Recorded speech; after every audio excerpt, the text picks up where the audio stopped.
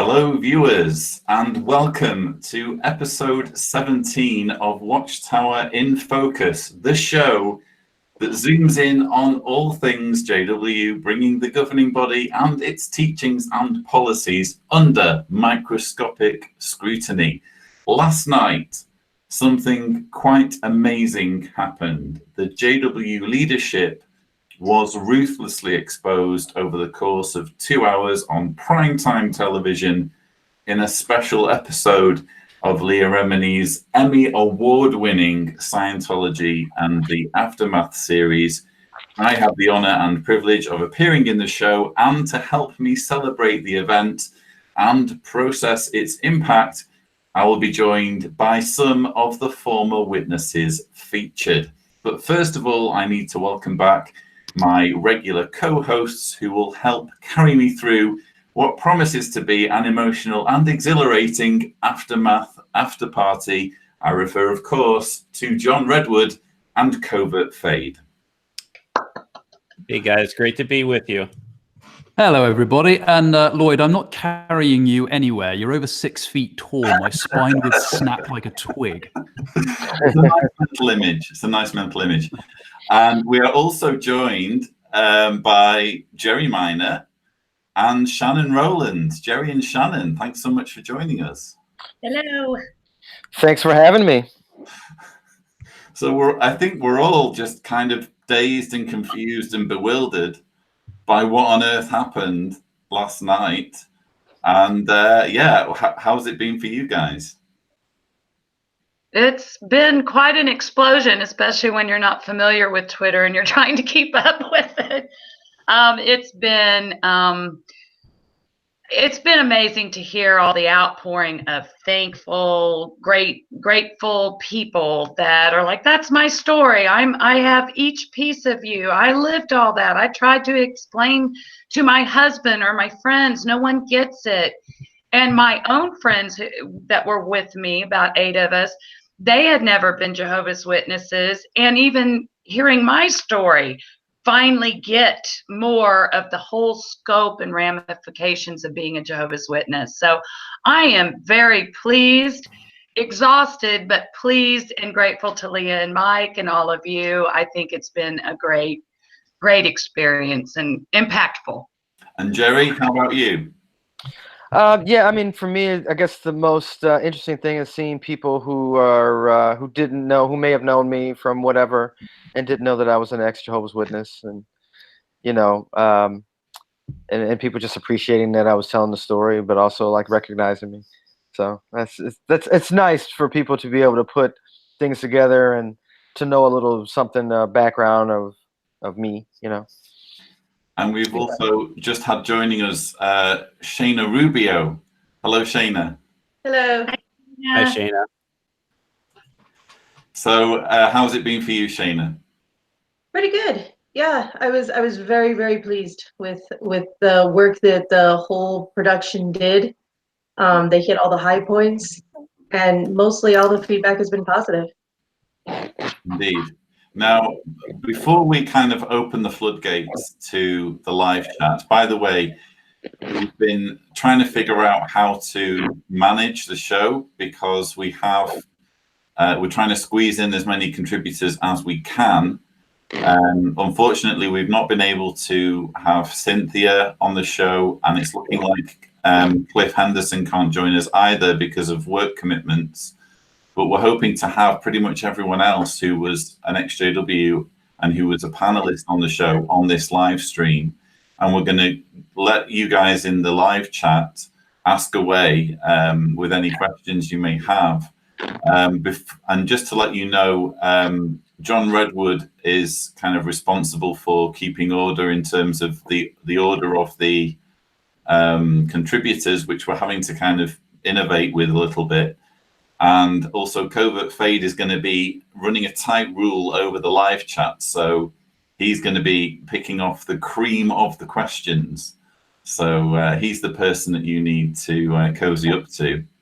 And I thought before we open the floodgates on the live chat, it would be nice to just get the input of John Redwood and Covert, just to see, because obviously you guys weren't in the production. I'm interested in knowing how you perceived what happened last night.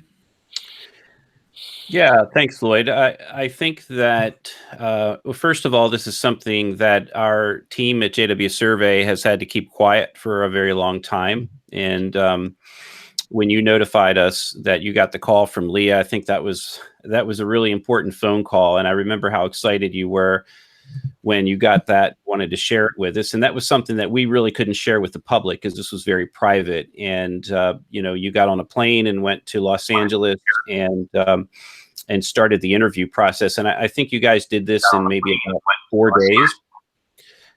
But I think the important thing to, I think I'm getting some background noise. The important thing to recognize is that during the process,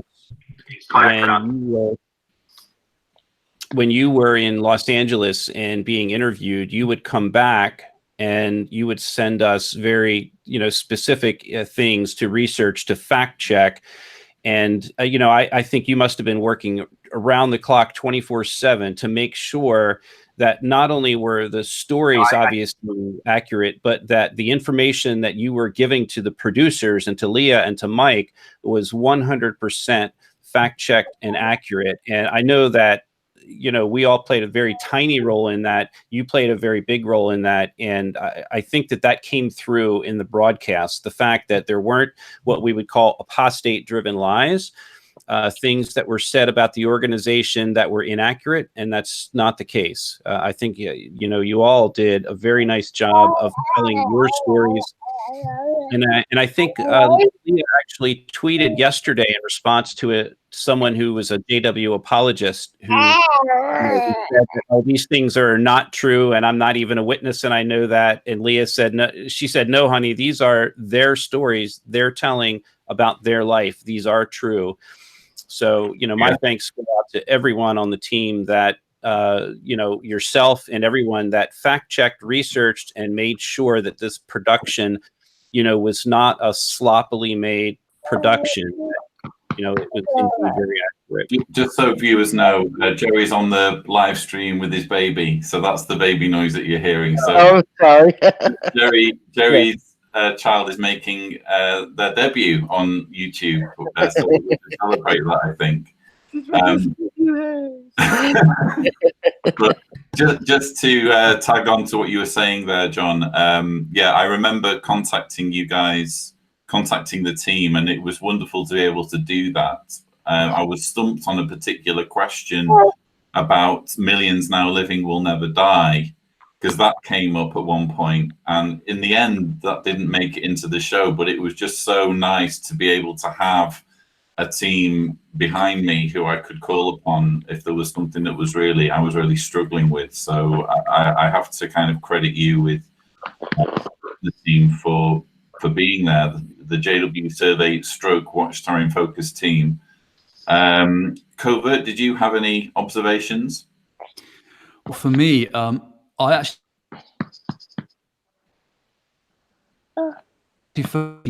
in that I kind of went into it. I basically know the facts about what will be discussed. I'm very aware of like Jehovah's Witness shunning, and aware of the child abuse issue, and I'm aware of all these things. But the impact of everyone actually telling their personal stories was basically kind of a gut punch. And so I had the same thing with apostasy. I kind of ended up at the end of it, I just felt drained, but in a good way, if that makes sense. It was very powerful for me, being an ex-witness, again, to see all this discussed and to see it on such a prominent platform, and to see it so, done in such a detailed way, with so many excerpts from Watchtower's publications and with actual footage of the governing body being the governing body. I was just very impressed with the whole thing, and I'm very grateful to you guys, because I think you all did a fantastic job of accurately representing the JW and the ex-JW experience. And I think Leah and Mike and a job of distilling it down to the essence, and really kind of zooming in on what the critical because as you said, I'm sure you guys filmed far more footage than was actually used. So I think they did a masterful job in pinpointing, in the 2 hours that they had, getting the best parts of the footage that really nailed down the issues and the problems and the tragedy and the kind of the toxic impacts that the witness policies have on their followers. Indeed. So, they did a masterful job in editing the show. And we'll stay with you, Cobert, because, as I said, you are running an iron rod over the live chat. And so I am the Lord of the chat. Fear my wrath. So by all means, hit the panel with some questions. Okay. So I have two questions that are along the very same theme. And so I'm just going to read one of them. They're basically from Jake Henry and Amber Harris. Did Leah give any indication that she would do a part 2 or a follow-up? And will there be, Amber says, similar question, will there be another show to highlight the effects of shunning? So I think there's genuinely a curiosity to know if there's going to be any further shows on this topic. Should I go on that, or? Well, Lloyd. I think that a lot depends on the ratings, and we just don't know what the ratings are yet. So if this is as successful as it seems to be, I mean, from what I'm seeing on social media, there's a lot of interest in the show. If it's as successful as we would hope it would be, and A&E are overwhelmed by the ratings, then there would be a very strong case for there being more done on Jehovah's Witnesses, and it wouldn't surprise me if there's an appetite for that from Leah and the team, but we'll have to see. I guess that's the best answer I can think of. Now I would agree too. I think that's where it's going with this. She was very brave to put something on that she's not familiar with, and then for her spirit, she's got to worry about what it does for her as well. So I think all the positive comments and people asking for more, she's going to take that very dear to her heart. So I could see it happening. Okay, we answered that, or feel free to chip in, guys. This is the thing, when we're on the show, we had to kind of very quickly get accustomed to interrupting each other. It was a case of all of the kind of rules of etiquette go out the window, and we had to. I think, speaking of interrupting, we were talking a little bit before the show about the length of time you guys had to sit there and be interviewed. And we know this took place over about a 4-day period, and I think you had about 2 days of sitting in those chairs. No. It was a 2-day period, and it was 1 day of sitting in those chairs on set. Okay, and that was about how long? About 8 hours, 6 to 8 hours? Something like 6 hours. That's what it felt like. We turned up at the venue and obviously had to spend a lot of time, or at least in my case, a lot of time in makeup. You looked good with your makeup, Lloyd. I think I was 80% makeup on the day. So yeah. We noticed you had a nice little bit of chest hair showing there with your yeah, you tell the audience. But yeah, there was lots going on behind the scenes, basically. And by the time we sat down, there'd already been a heck of a lot of work done before we could even start filming. So yeah, I can tell you how production like that goes. So it was a day of shooting. Yeah, that was a regular production day, and they ended on it. For the crew, it would have been a 12-hour day. For us, it's hard to know how long we shot because we took breaks, and we shot and then we'd stop and we'd shoot again. So it's hard to say how long we shot in total, but it was a whole day, basically a day of production. So following on from that question then, because actually there's questions coming in thick and fast, so I'm going to do my best to catch them. Am I reading this right, Cobert? 749 people watching. Good grief. Wow. 752 now. That's got to be a record for Watchtower in Focus live streams, I think. So a question from Javier Ortiz. The question is, and this is an interesting one, this program will likely be the most impactful JW program to have aired to date. What do you think will be the repercussions both personally to you and to the JW organization? Wow. Yeah. Well, I have no idea. So much of my story has progressed since we shot. I've gotten into contact with my mother, who I haven't had contact with in 30 years. It's not a good story. She may be dying, and so I'm going through that. But and I was contacted by other relatives. So now I've got a whole other thing to deal with trying to repair a relationship with my parent before she dies. I mean, it's just a whole other thing. And then as far as anything else, I think I hope that people and that I've known get to see this. I think there are a lot of people who are witnesses who don't know my story. When people get this fellowship, you don't know what happened to them, and so I'd like to see that open up a lot of people's eyes. And to that, I have no idea how it would affect them. Jerry, do you think your family members will watch the show, including your mom? I know she's ill. Yeah, I don't know I don't think my mom will. I think other family members may have known that this may have been coming up. I'm not sure. I have no idea. Or other people that I know may have known that it was coming up. I'm an actor, so people recognize and they see stuff that I'm in, and I know that kind of word has passed back to my mother and other family members. So, but yeah, I don't know. I don't know if they'll watch it. Oh, are we able to bring Shayna in on that question?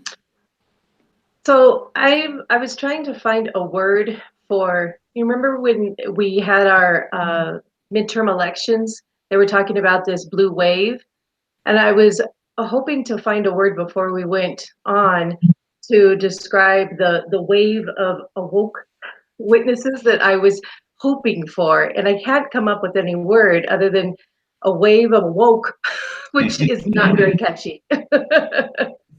So I'm hoping that maybe at some point in time, even though I've been out for a very long time, that some long lost other XJW will pop up and we can reunite. But that's the most I can hope for. I imagine maybe my mother would have watched this, but I really doubt that she would reach out to me, even if she did watch it. Yeah, I think one thing that was really interesting when the interviews started, and at the beginning they showed your name and they showed how many years each one of you were in the organization.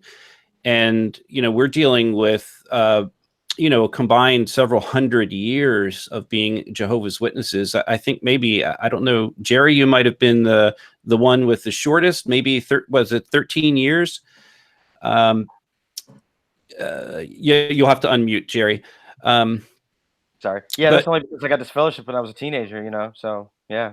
Okay, so you reset the clock.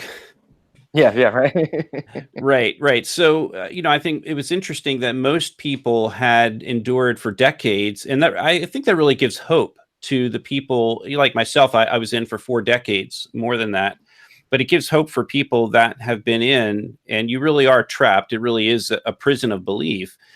But for those that have been in for so many decades, I think you all were really stellar examples of being able to come out and articulate what it's like to be trapped inside of that organization, to grow up not celebrating holidays and Christmas and all of that, and then being subject to being disfellowshipped, and then to have members of your family, die through the blood issue or commit suicide, just the ultimate tragedies that have occurred because of this religious belief system. And so, well done to all of you for, being able to endure all those obstacles and then to be able to articulate that on national television. Thank you. You were talking about the ramifications. Now, I didn't get to share fully, but it's been over 9 years since I got to speak to my oldest daughter. I did sneak into her wedding, and I did sit in front of the elder proudly with my head up in the middle of a congregation of people that would not speak to me. She's 27 now, and I believe my younger daughter has been viewing my Instagram, because there's this way you can see who looks at things, although they won't speak to me. But the craziest thing happened a few weeks ago. They wanted to come and get my son for a day because my younger daughter's moving. That's a whole nother story. And I'm a grandma now, just recently, I've been told. My girls pulled up in my driveway to get my son. And I was in shock. I had not seen them in so long. My oldest daughter would not speak to me. And all I asked is if I could hold her. She allowed me to put her in my arms, and I got to touch her hair and smell her and just hold her close for about 2 or 3 minutes and just continue to tell her how much I love her and am proud of her. And then I went to my younger daughter, and all the while I've got a grandbaby that I've never seen, a little granddaughter in there, but I needed to see my babies. And then I got to hold Sierra. She briefly spoke to me. So I don't know. I'm kind of wondering if they've seen it and know this is the end to end all, and they wanted to be brave and take one last chance or goodbye, or maybe they're going to watch it and perhaps view it in a different light. I don't know. I inculcated the truth in them with all of my very being. I wanted the best for them, and that's all I knew. So I have been, and I did get to touch my granddaughter's knee, but she was sleeping. But it's hard, but I'm thankful for that moment. And I don't know. Anything else that could happen, I'm okay with. My dad will probably never speak to me, and I've accepted that. That's on him, not me. I won't own it. But my daughters, that's my hard one. Tragic. Yeah. So covert. Okay, so next question. And again, a number of people have asked us the same kind of question, so I'm just going to pick one. Were there any extra footage that was aired or extra topics that you wanted to show that didn't get aired? There was only one for me. Oh, is that all right? No, sure, go on. Yeah. When I talk about my mother's suicide, it was in September of 1975. And it's possible that maybe they weren't able to dig deep enough and get the actual magazine. But the August 1970 Watchtower came out and said, if you are depressed, then you need to be doing more in God's service rather than going to worldly doctors or taking their medication. And I found that out by reading Crisis of Conscience, but I've never had the actual magazine, but I believe that is the case. And I really did want everyone to know that my mother's time slip that next month, she went ahead and went without therapy or medication. She signed up to Auxiliary Pioneer. And on September 25th, the day she took her life, she had 11 and a half hours. She did her best. So I kind of wanted that to tie in with the tragic part of the tragic reason she took her life. She already felt like she was a failure and unable to get help based on what the society had informed her. I think that we all had elements of our stories or things that were said that didn't make the final cut because, again, as Jerry said, it was a long day of filming, and lots of things were said that didn't make it onto the final cut because they had to whittle everything down to really it was 90 minutes plus the adverts. The adverts take it up to 2 hours. So and so you're dealing really with just from one day of filming, and then we had another day of one-on-one interviews to camera. You're dealing with a huge amount of material just from 2 days of production. Imagine what would be gleaned from months of production, which is what they do with how they make the aftermath seasons. They literally devote months of time to it. So it's we really were just scraping the tip of the iceberg, but in a way, it just illustrates how much material there is to go on. Yeah, I had a friend that died from a blood transfusion that we actually did the research I did with them after we filmed and tried to find his obituary, but it had been so long ago we couldn't find it. So that was something that was cut. Yeah, and I think that speaks volumes, by the way, to what we were saying earlier about accuracy, because you know that happened, but it's one thing to say it, and it's another thing to be able to prove it. And I think that the approach that the producers took to making sure everything was factual, and I was very pleased to help out in some regard with fact checking. I was very, very impressed with the commitment to keeping things as factual as possible, and I think that from of all the feedback that we've been getting, particularly from XJWs, that's one thing that we keep hearing again and again. This is true. This is true. This is accurate. And I think that's kind of like a big milestone to hit, isn't it? To make it accurate. Yeah, you know, Shannon, I think you did a really nice job with hitting those points over and over again. You had a lot of great quotes in there. And, you know, I think a lot of people will identify, all of us will identify with what you said during the program about sitting outside of the classroom during those, you know, holidays, Halloween or Valentine's Day or any of them. And you look back on it and you think how many of those holidays happened during the school year, and you had, you know, pretty much all of them except maybe for July 4th in the United States, and of course Thanksgiving's not celebrated outside of the U.S., but you know, so many witnesses in the U.S. So I thought your points were really well taken. I think you also said something about being, you know, early in the program that Jehovah's Witnesses are just filled with guilt. Yeah. And right, they wouldn't tell you that, you know, because they have to put on the face of, you know, the cult personality. Right. But the reality is that everything they do behind closed doors brings this guilt that weighs down upon them, causes depression, causes, you know, anxiety about what they're going to be doing with their life this week and next week, and whether they should pioneer, whether they should get more than 10 or 15 hours in the field ministry, or whether they should reach out for some other, you know, become a ministerial servant if you're a man. And, you know, that can lead to an incredible amount of guilt for not doing those things.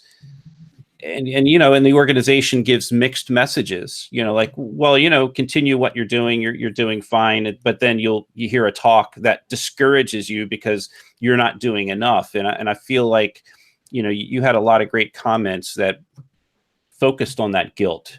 I appreciate that, because my experience of, you know, on top of having to lose your mother, and I didn't have a sister or anything. So at 8 years old, I'm this little girl trying to understand.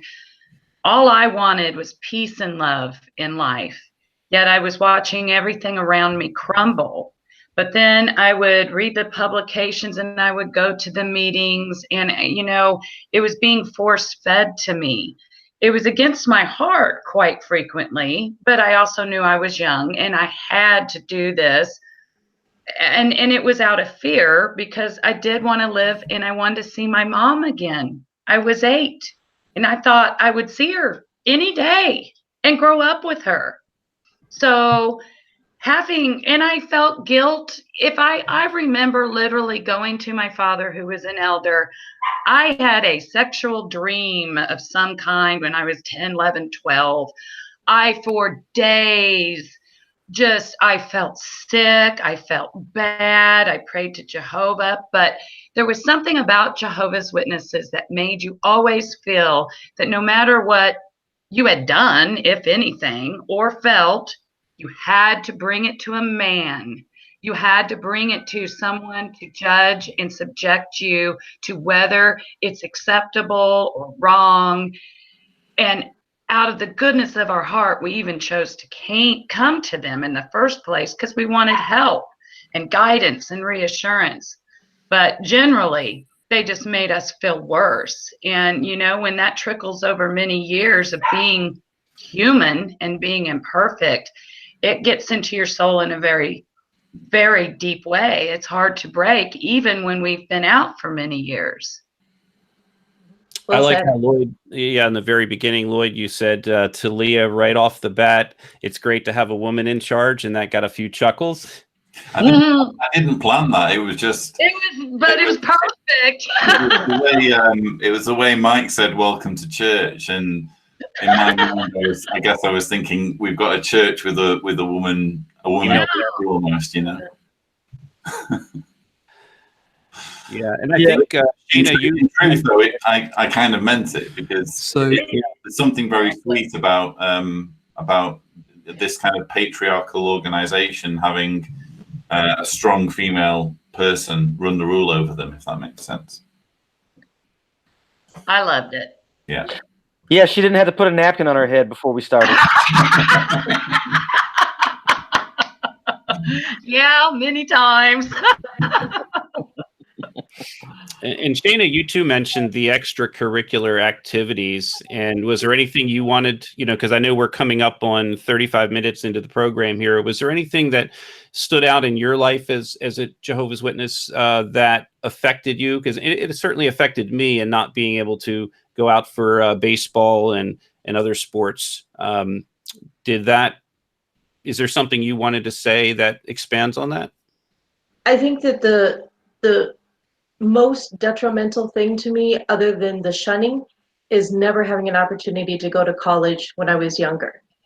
People always say you're never too old, but I'm at the part of my life when I should be saving money for retirement, not going back to school. That ship has sailed. It's done and over with, and I so much regret never having that experience. Never. Every time you have a conversation with somebody, a worldly person, of course, they will always talk about their college experience, or my friend from college, or back when I was in college, we did this, and I was in this little dorm.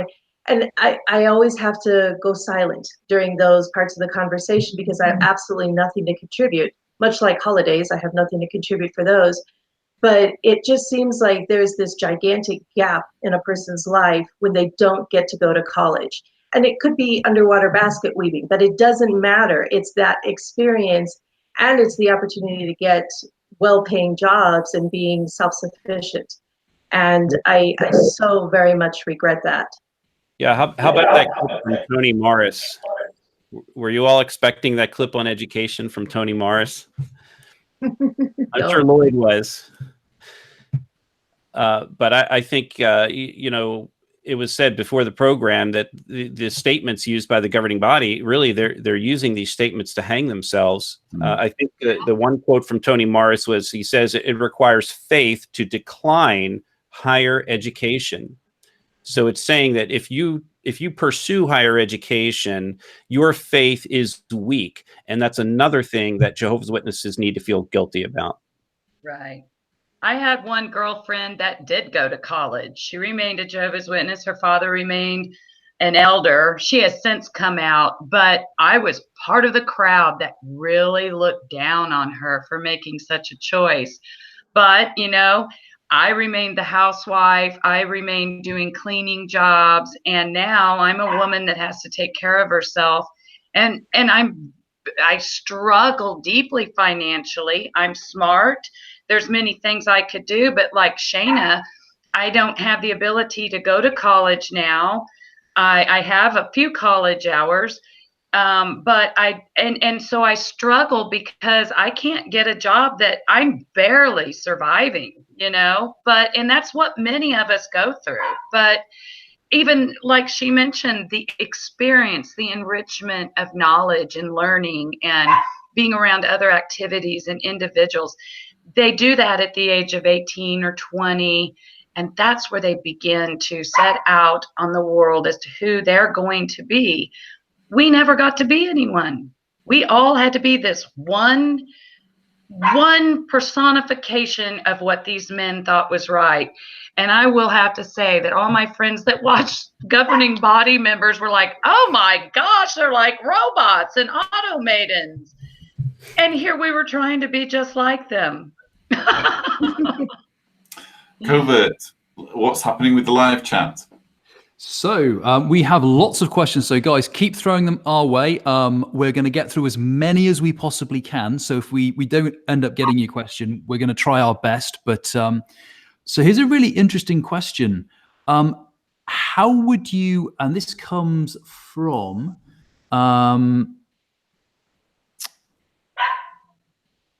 sorry, someone whose name I didn't get, but the question basically is, do you have any advice as to how to get believing JWs to watch this show? Wow. You could trick them. You could tell them and say, we're going to watch Sesame Street. It's not like you put a DVD under the Christmas tree, you know. You know, I mean, deception. I can't think of any other way. You know, it's called Scientology, the aftermath. You could just turn it on and like, I want to watch the show Scientology. Oh, what's this got to do with Jehovah's Witnesses? It's all self-explanatory at the beginning, you know. Or just get them hooked on seasons 1 and 2. And just let nature take its course. Exactly. They won't even notice when it switches. I love that. That's funny. Brilliant. And Is anybody aware of them staging a preemptive strike and sending any letters out or any announcements about not watching it?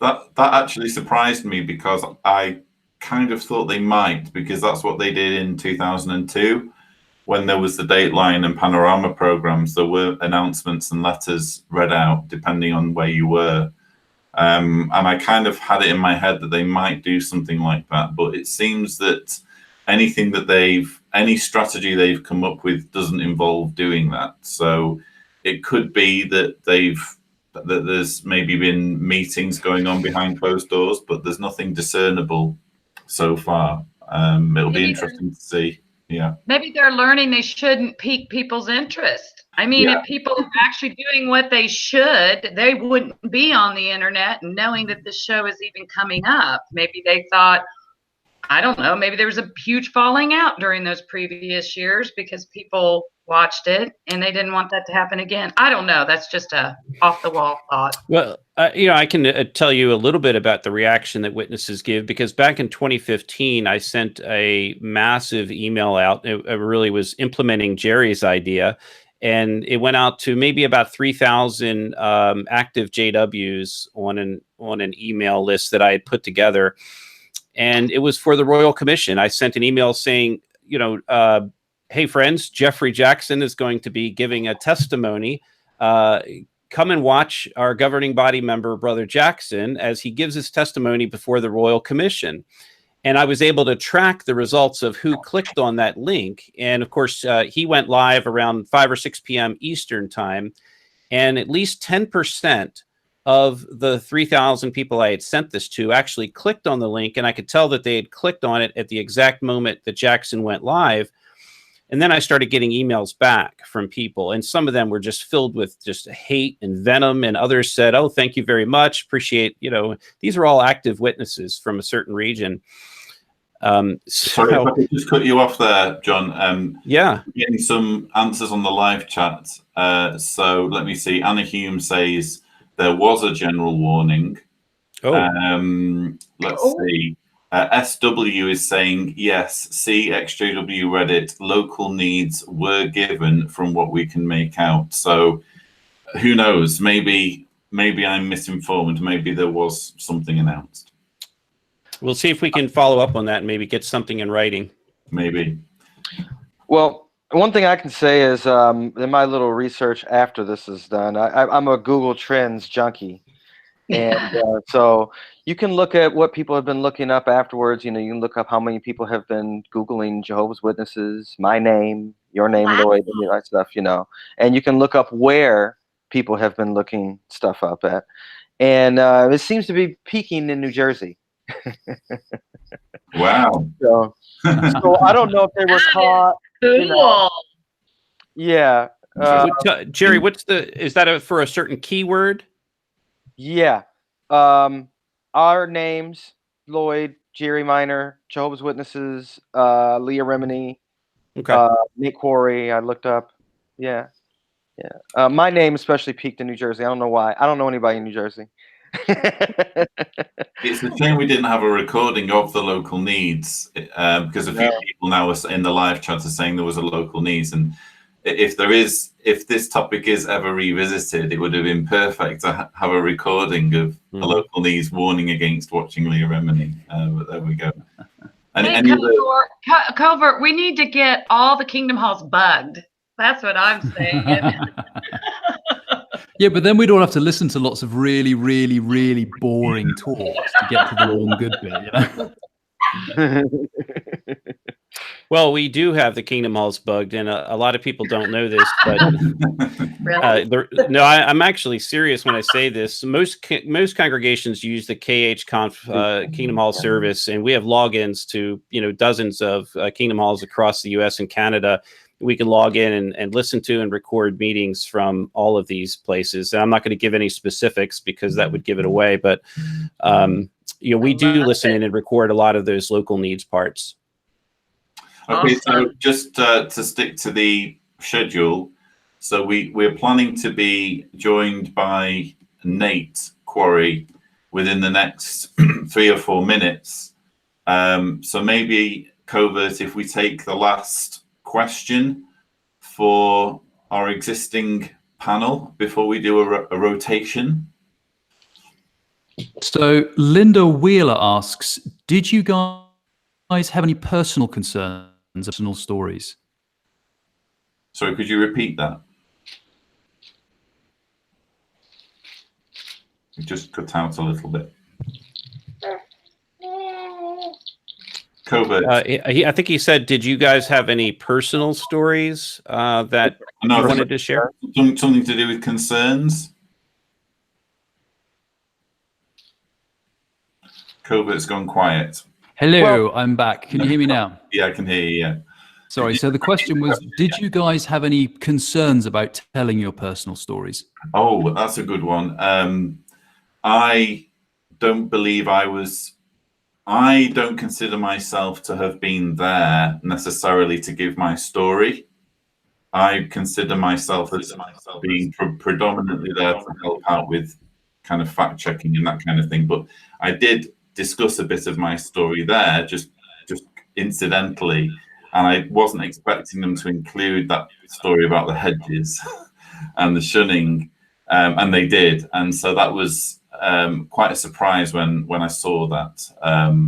But it just occurred to me that by telling that story, even though it kind of puts me in a sticky situation with my dad, because I'm sure my dad won't appreciate having his face on Leah Remini to do with Jehovah's Witnesses, but I just figure, all of the other contributors have been so brave in speaking out there, in telling their stories, and really when we tell our stories, we tell everyone's stories. So I can't be squeamish about that kind of thing. I had, somewhat a concern, just because I hadn't had any contact with my mother for 30 years. So, just what they would think of it, what she would think of it. But I also just had general concerns. I mean, I'm a public figure. I'm an entertainer. It doesn't do me any good to have any amount of people thinking I'm an apostate and not liking and anything that I do being apostate material. And so automatically any movie that I appear in or any television show that I come on might be considered apostate material to them. So that doesn't do me any good, but so be it, I hope that outweighs or what would outweigh that is just the appreciation from people who want those stories to be told, than losing some fans just because they might be Jehovah's Witnesses. You never know. They might lose fans or family. And I was going to mention that earlier, Jerry, that, you're one of the few entertainers that has come forward with their ex-JW past, and there's a number who won't come forward for personal reasons, and that's their right. So the fact that you were willing to do that on this program, and for those that don't know, you've been on Saturday Night Live, and you were also featured in Unbreakable Kimmy Schmidt, which, by the way, is a terrific program for anybody who's wants to understand cults. It has a cult sub-theme to it. It does. But thank you for doing what you did, because, a lot of celebrities or entertainers really don't want that part of their life placed on the public. They want to keep their work in front of the public and not their personal life. So, I give you a lot of credit for what you did. Well, I didn't either, to be honest. I really didn't. But, the situation with my mom, I wanted that to be told. I just felt like I was in a situation where, I probably wouldn't have if I had contact with my mother. I probably wouldn't have done this. And I think that a lot of celebrities might be in situations like that too, where they have relatives. They don't want them to feel bad, to look bad, in front of everybody. They have all this. I've talked to people about this stuff, and also there's just the cult indoctrination. People are just scared, and they don't know why they're scared. So there's a lot of things that I think that people have to get past, to be able to talk about stuff like this. And I just happen to be able to have done a lot of that work, to be able to do it. Well, your voice is important, Jerry, because you're a respected actor. And when we have more people that come forward that are not just unknown ex-JW angry apostates, but we have somebody who's, very real and tangible and has done respected work and says, yes, these things happen to me. And you did it on live television, on national television. I think that lends a lot of credence to the work that the rest of us do, like Lloyd and Covert and the other activists, who really need those voices to back up the things that, we've been saying for all these years. Guys, I'm afraid we're going to have to move on with our schedule because time is against us. And you guys will notice that we've been joined by none other than Nate the Rock Quarry. Hi there, Nate. Hey, what's going on? Thanks so much for joining us. And so what we're going to do now is we're going to rotate our guests. So I'm just mindful of the fact that we've not heard too much from Shayna. So Shayna, would you be able to stay with us for a bit? Sure. Would that be okay? And Shannon and Jerry. And Jerry, what's your kid called? Oh, Jerry. Bye, guys. Love you. Okay, bye, Shannon. Thanks so much for joining. Thank you, Shannon. For me, Shayna. I will. Okay, and then there were two. So we're down to Shayna Rubio and Nathan Quarry. So Nathan, we began by asking, what's it been like dealing with the aftermath of the aftermath? How are you feeling after the show? I've been feeling pretty good. I kind of came to terms with everything for the most part quite a few years ago, but directly with the show, for me, the big decision was once I decided to be on the show, knowing that I will most likely never speak to my mother again, probably never speak to my oldest sister ever again. And once I became okay with that, then everything else is just background noise. My wife last night, as I was kind of interacting a bit with the trolls on Twitter, she said, don't waste your energy on that. And I said, I'm not. For me, this is amusing. I like to point out just how foolish these people are. And there was a few conversations that most of us were a part of where somebody would say, oh, that's not the Jehovah's Witnesses. That's completely one side. That's full of lies. I know because I've known a couple witnesses in my life. And we're sitting here going, oh, so you were friends with a couple J-dubs. We were witnesses ourselves for decades, but you know better than we do. Okay, well, feel free. Oh, well, why weren't there any current witnesses on the show? Well, go ahead and call them. You can sit down and interview an elder ad nauseum and post it on YouTube and dispute every single thing that we've said. And I'll wait. Go ahead and do that. I'll be here waiting for you to do that because it will never happen. Yeah, if you want to see Nate's mastery in the MMA ring reenacted in Twitter battles, you really need to be following Nate on Twitter. It's beautiful to behold. So, Covert, let's get back to the live chat. What questions do we have for myself, Nate, and Shayna. Okay, so one of the questions that came through is, I thought this is quite good. This is from Robert Lewis, and he says, what advice would you all give to anyone who is trying to cope with leaving the Jehovah's Witnesses? Get a therapist. That's good advice. In recovering from religion, on their website, there's secular therapists. So especially if you live in the Bible Belt, they have evidence-based therapists who you could choose from on their list, and that way it won't be somebody who will try and filter you back into Christianity. If that's what you want, that's fine. But many Jehovah's Witnesses want to get their head on straight before they start looking for something else. So I would highly recommend getting a good, I actually am super lucky because I have a therapist that is, she actually was in a cult, and so that's her specialty. And there's very few of them around. If you can find one that's like that, that would be perfect. But it's a definite specialty. I was talking to a therapist today, and not my own, but a different one, and she says, yeah, that is a niche that really needs to be filled. Also, reading books like Exiting, I think it's Exiting the Jehovah's Witness Cult. Lloyd, you've had her on. I can't remember her name. Bonnie Z. Yes, thank you. And she is a therapist. I would highly recommend reading that book. It's got a lot of advice for what you can do internally as you're leaving. And once you're at a good place, start joining meetups. Start creating a circle of friends that you can be a part of that are not witnesses. I mean, you could find, if you like knitting, just go check it out, or yoga or whatever.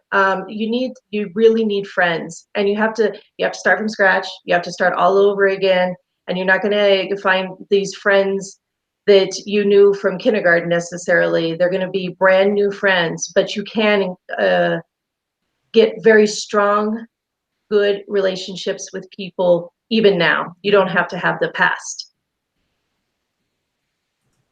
Very well said. That's perfect. I sum it up as you said, get a therapist, and then to simplify, get a life. Because as soon as you join a cult, an organization like that, you immediately have activities you're doing throughout the week. You have a new set of friends. You have people that you have things in common with. Your schedule is completely full.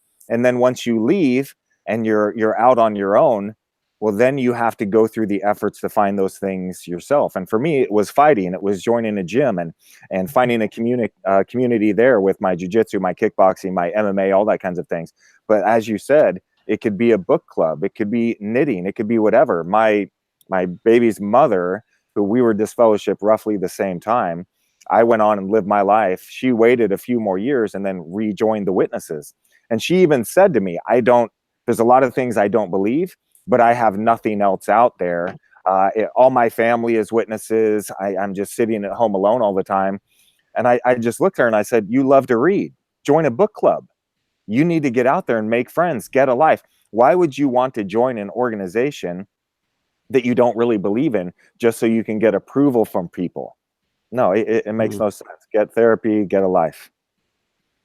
Good advice. It's a really important point you made there, Nate, because I think we were having this discussion the other day with a friend of mine who became a doctor after leaving the Witnesses. And we came up with the fact that lack of ambition plays a key role in the reason why so many Witnesses stay stuck in that position that they're in, the way you're describing it, because they don't have ambition. And I think the organization takes that ambition away from you. I expect that was your experience growing up as well.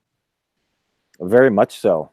Yeah, you have your friends, you have the movies you can watch, the music you can listen to, the books you can read.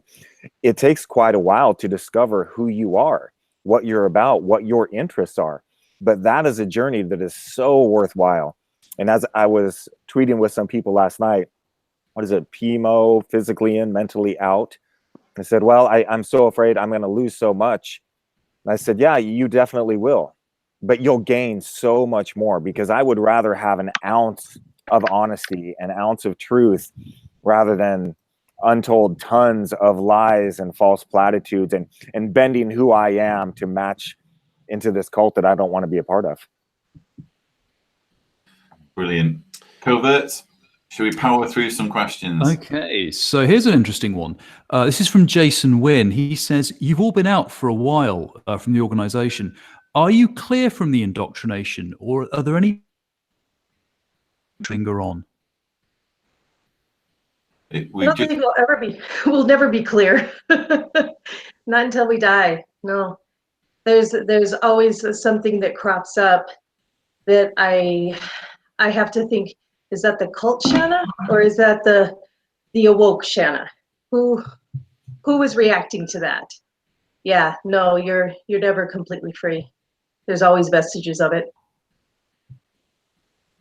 Yeah, I describe it as, and I've said this a few times, you'll have someone get attacked by a dog as a child, and the event may last 5-10 seconds. And until they die, 60, 70 years later, they're terrified of dogs. Off of this one little event lasted a few seconds.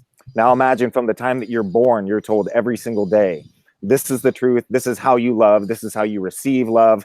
We will desert you should you decide that you don't want to follow the pathway that we've chosen for you. You become brainwashed, you become indoctrinated. So even at 46, I'm still learning basic truths about myself, about how to live, about how to be a good person. All of these things, I carried these with me, but thanks to the therapy, thanks to the friends that I've had, I'm able to then look into myself, into my world, and address the issues that I may still have, and even make jokes about it. To where there's times I'll be frustrated, I'll do something, I'll make a mistake, and I'll look at my wife and I'll go, she'll say, why are you so upset you made this simple mistake? And I go, you just don't get it, Monica. If I only did it perfectly, then you'd love me.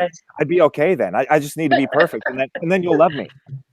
And then we laugh about it, because that to me, that's what takes the fangs out of what we've gone through. Self-reflection, learning, and continuing to grow. I definitely concur with that. I think that in some ways it's proportionate to how much time you spent in the organization, and also how traumatic your experience was. But I think that if you spend any significant amount of time as a witness, and particularly if during your experience you are exposed to abuse, this is stuff that's going to stay with you. And I think the best you can hope for is that you learn how to manage it and you learn how to conquer it. I don't think you can purge it entirely necessarily. Yeah, Nate, I wanted to ask you, you mentioned in the program that you were really blindsided by the elders, and you were disfellowshipped twice, but the first time you were 19, and you went to the elders with the expectation that you were trying to help your girlfriend get a Bible study and come into the congregation, and they totally flipped the script on you. I mean, what was that like? I know you talked about it in the episode, but the fact that you were blindsided like that and ended up disfellowshipped, maybe you could tell us a little bit about that and how long you were. I think you mentioned that you had to write the letter to get back in 6 months later, and they kept delaying it. But what was that like? Yeah, so I grew up in Salem, Oregon, the capital of Oregon, in a small congregation in West Salem. And when I hit 19, I moved out to South Salem to another congregation. None of the brothers there welcomed me. None of the elders, none of the ministerial servants. I was just a young brother coming to their hall, most likely to either cause trouble or find a woman, find a girlfriend, something like that. The only time they ever talked to me was after I was dating this worldly girl. And I said, hey, can I study with her? I want her to become a witness so we can be together. And they just immediately started pouncing on me in the back room right there. Well, what have you been doing? Have you been alone with her? What are these things that you've done? And it just was overwhelming to me to have these adults as a 19-year-old just immediately pouncing on me. You weren't expecting that at all, right? No, not at all. And so we set up a, whatever they call it, a meeting with me and 3 of the elders, and went through all the questions. And I was very honest. I said, yes, we have been performing unclean acts. I'm sorry that I've gone down this road. I don't want to do these things. I want her to become a witness. I want to be a witness. And they just said, no, We don't feel like you actually mean that. We don't feel like you're actually sorry. So we're going to go ahead and disfellowship you. And so I was out for about 6 to 7 months. And it was the worst self-imposed time of my life. What I realize now as an adult, as a grown man, they didn't have any power over me. The only power they had was the power that I was willing to give them. And now as an adult, or when I was disfellowshipped again at 24 or 25, when they came knocking on my door on a Sunday morning to see if I was going to go to meeting, and the girl I was dating then answered the door in my shirt, and then they tried to have another call with me and said, well, we want to sit down with you and discuss these things. And I just went, no, I'm good. You're going to do what you're going to do. If you want to disfellowship me, go ahead. I've already got my life. I don't work for a witness anymore. I have friends that aren't witnesses. I have activities that don't include the witnesses. So I'm not giving you anything to take away from me. The only thing that I'm going to lose is my family. And that is what it is. I'm not going to bend who I am, pretend to be someone else to get their approval. And it was by this time I was starting to kind of understand that the way that I was treated as a child wasn't right. I didn't quite have a grip on it. I was still wholly controlled by the witnesses, but I was starting to kind of loosen their grip and move out in my own way. But back to that, when I was 19, and yeah, I pretty nearly went insane. I was self-harming myself. I couldn't commit suicide because that would be a bigger sin, and then I wouldn't come back at Armageddon. I wrote the letter, please reinstate me. I'm so sorry for what I've done. And they kept delaying the meeting with me over and over again. They'd say, okay, we'll meet with you on Tuesday. Tuesday'd come. Yeah, we can't meet with you this Tuesday. How about next Tuesday? It got to the point where I went up to one of the elders and I said, can you please find time to meet with me? In all humility, I'm so sorry to ask this. This is killing me waiting for you. Can you please show some kindness and compassion and meet with me as soon as possible? So when they did meet with me, and I sat there and I told my sob story and cried uncontrollably, at the end of it, they said, well, because you were so forceful with wanting to meet with us, we feel you haven't learned your lesson to wait on Jehovah. So there's a convention coming up. Usually we like to reinstate people right before convention so they can go and enjoy the brotherhood. We're going to make you wait until after the convention. It was like, what a dick move. After everything that I've done and been through and prostrated myself to you to try and get back into God's good graces, this is how I'm being treated. It was just, once more, so petty. But expanding on that, so I've got a good story. So when I got reinstated at 1920, I was working for a sign company now, making big gas station signs, electric signs, things like that. Now I think I'm 25, 26. I've been disfellowshipped. My boss tells me, oh, you need to go downtown. There's a building with a sign burnt out. You need to go work on it. The janitor's going to meet you there in the morning to let you in. So I drive down there at 6 o'clock in the morning. The janitor to let me into the building was the presiding overseer that was on my elders committee the first time I was disfellowshipped. And now I don't want to call myself a grown man at 26, but pretty much grown. And I'd been fighting as well, a few amateur fights. As I pull up and I see this hunchbacked, wrinkled old man, probably closely resembling a California raisin, to let me into the building, who won't even look me in the eye. As I stood there in front of him, tall, looking down on him, and I said, good morning. I hear you're supposed to let me into the building today. Didn't even look at me, just put his keys in. It was the most satisfying thing ever, because then I looked at him and I thought to myself, well, no wonder you love this cult so much. Where else in the world is someone like you going to have the power of life and death over people? And it just made me laugh inside, and I was so happy that I was finally free of that control. That's interesting, actually. I mean, speaking about power imbalances, Nate, that actually leads us really nicely onto another question from the chat. This comes from Anna Hume, and she wants to know, did you get the sense that Leah and Mike and the team were shocked at the way the organization treats women?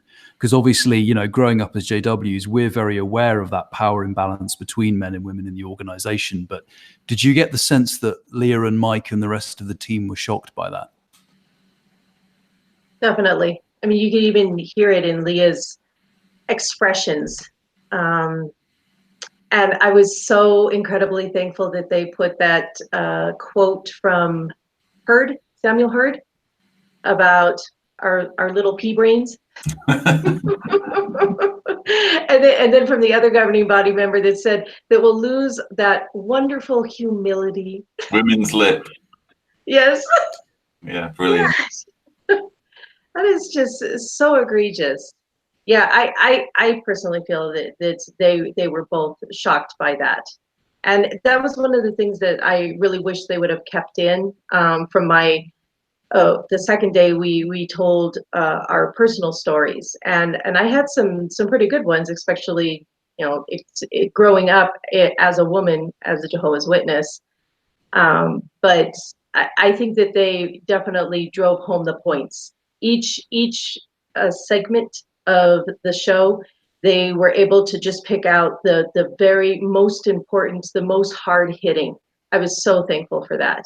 So I wasn't the least bit bothered by the fact that they cut out some things that I would have really liked for them to put in on my part, but they did it so well, especially in the end, with showing how loving these people are, that there isn't one angry apostate among us. Yeah, for me, it was seeing my mother as I was growing up. She was a very strong woman. I'm sure she still is now. And I would see her frustration over and over again at how she was being treated by the brothers.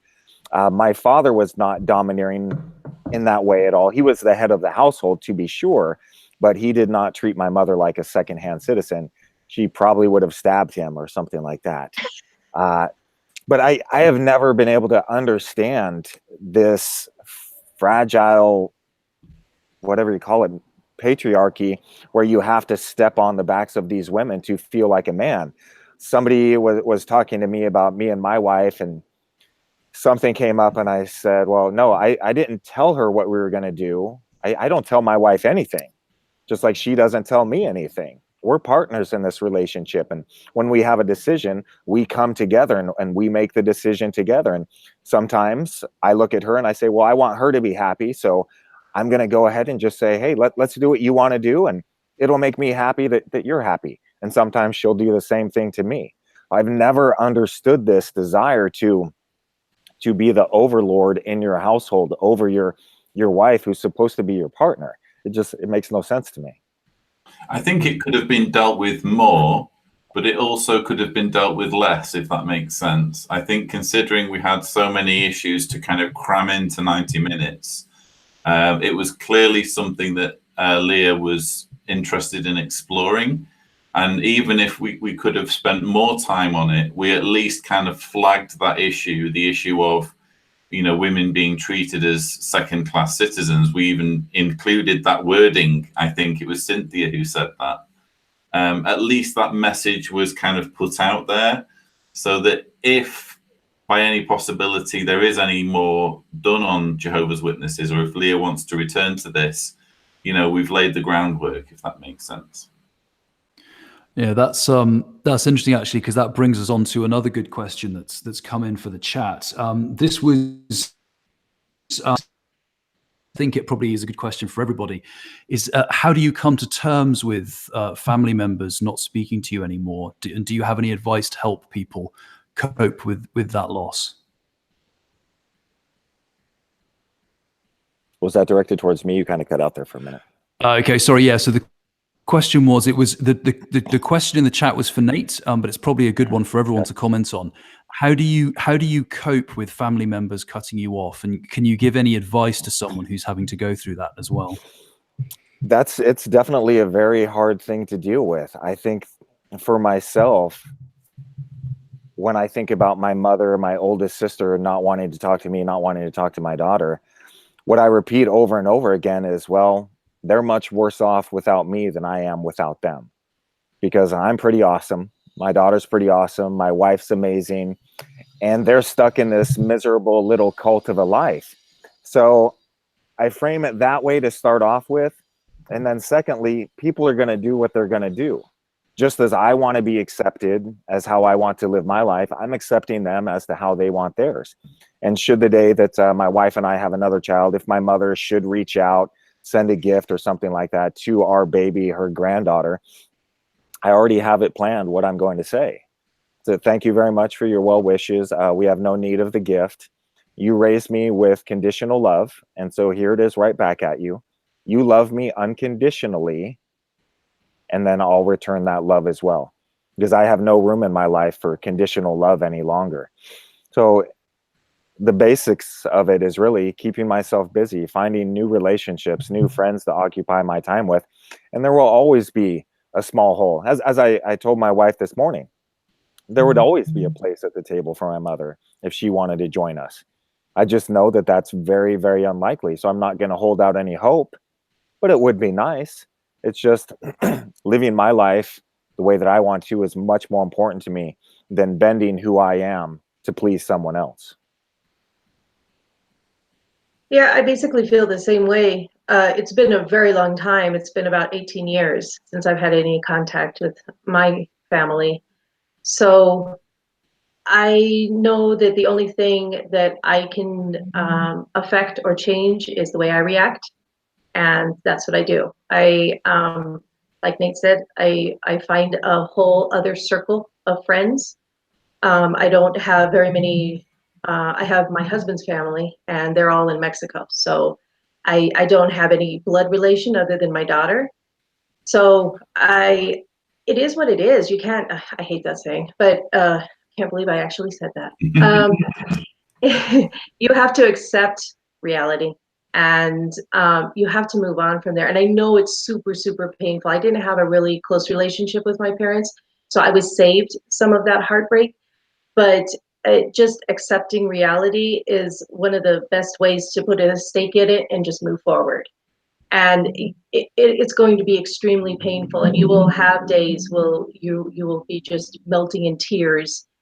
It's going to happen, and you're going to get through it. There will be the next day, and each day will get better. And sometimes it's not even linear. Sometimes you feel really, really sad for a long time, and then it gets better, and then you feel really sad again. It's just something that you have to get through.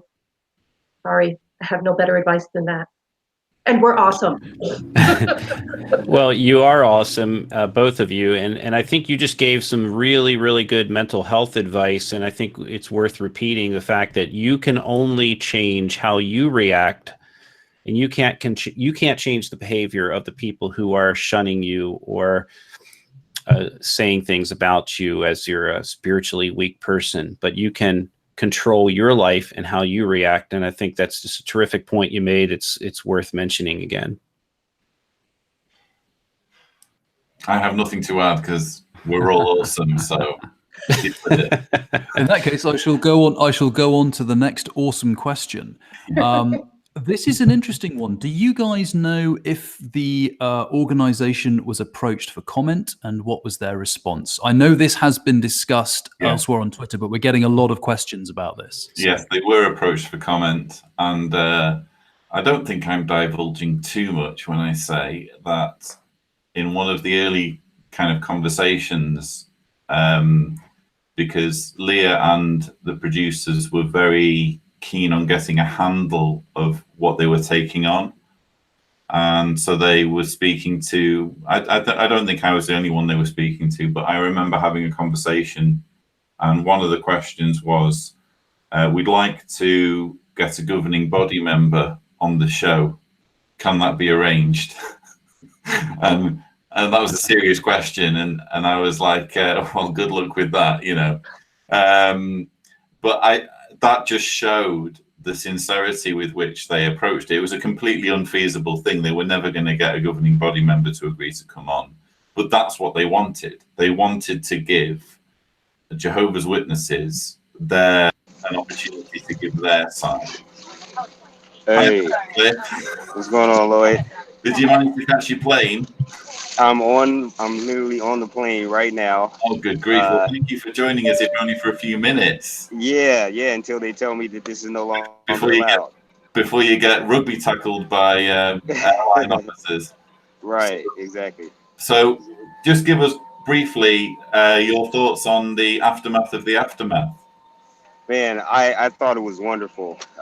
It was so very beautifully edited. Everybody, it was great to hear everybody's experiences when they had their one-on-one interviews. A lot of that stuff we hadn't heard, although we may have heard parts of it at the very beginning in the roundtable when all of us were kind of out there.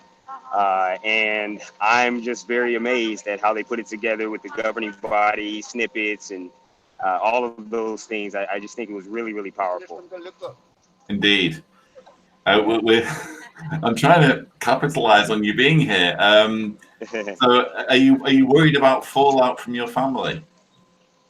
Well, I currently don't have any contact with my family. Yeah. So, part of me is thinking I'm not sure how much worse it can get. But I have been contacted by some non-witness family members who were not necessarily happy about my activism, because they support the witness family members, just as, their relatives and things of that nature. And I have been contacted by one of them who said that they were very proud of me.